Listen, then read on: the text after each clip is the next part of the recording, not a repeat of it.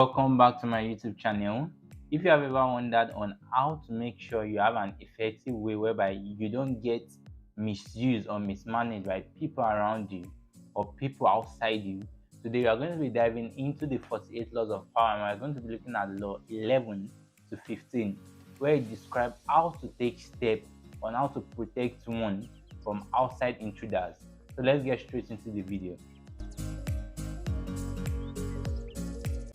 So the 11th law in the book says keep people dependent on you.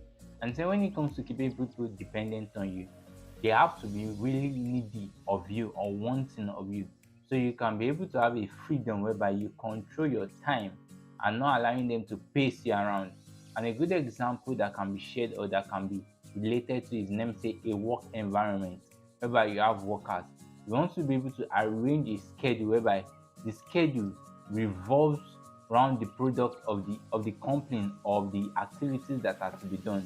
So when there is an issue, they can run to you for update on how to navigate. 12th law says use selective honesty and generosity to disarm your victim. And this might not be you practicing the law. This can be you taking note of this thing in order to defend yourself against people that want to harm you.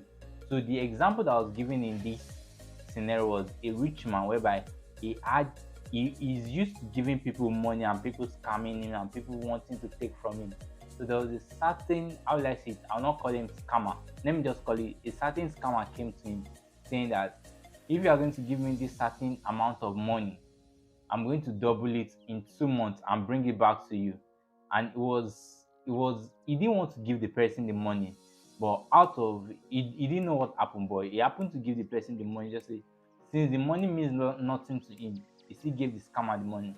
So what the scammer did was that he went to keep the money in the bank, then traveled for, let me say, for 6 months. So after 6 months, he came back to him and said, business we started did not go right. I'm very sorry about that, and there is nothing I can do. I was thinking it was going to go right. While the rich man seated, he was already baffled. He was ready to seize the man and take him to jail. But before he could talk to him, the scammer now brought out his money. He said, since I was not able to multiply your money, I just brought your money back to you.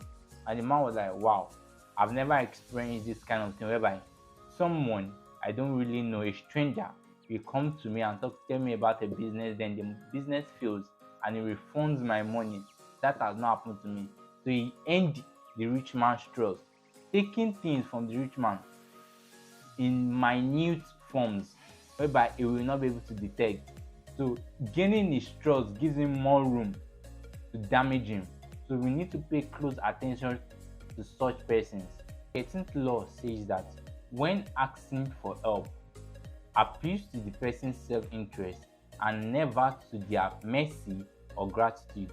And they give a good scenario of countries going into war. And let me give an example, a scenario that might be familiar with you.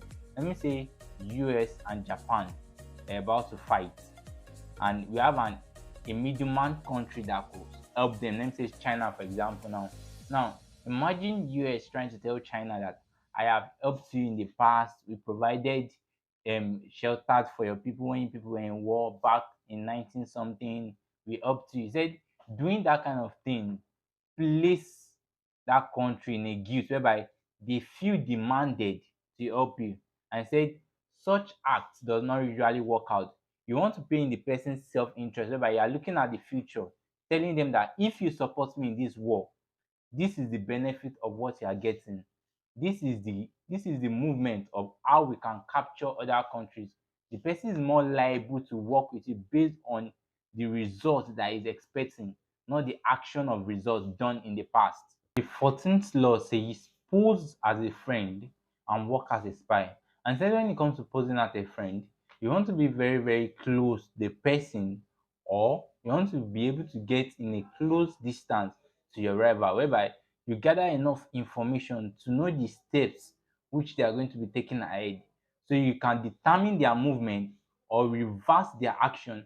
But if the person they are trying to target, or the person that is targeted, or the targeted person is close to you, you want to do in a way by you ask indirect question to review their weaknesses and their strengths to know the best time to strike.